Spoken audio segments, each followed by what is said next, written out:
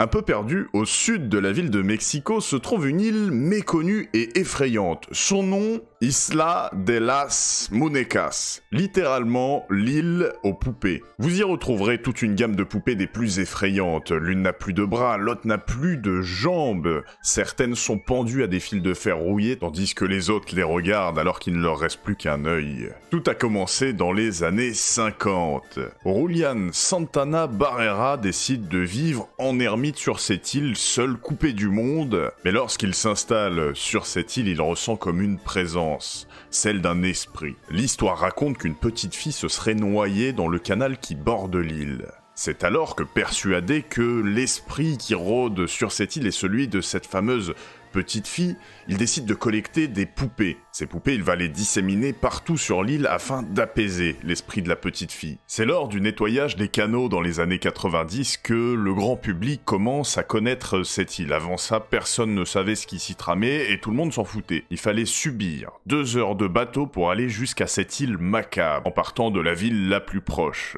Alors Julián, il est décédé des suites d'une noyade à l'âge de 80 ans. Il aura passé les 50 dernières années de sa vie à vivre seul avec ses poupées sur cette île. Alors seul, pas tout à fait, puisqu'il y avait l'esprit de la petite fille. La question légitime à se poser, c'est est-ce que cet esprit n'aurait pas quelque chose à voir avec la mort de Julián? N'hésite pas à donner ton avis en commentaire, à liker, à t'abonner, et moi je te dis à très vite.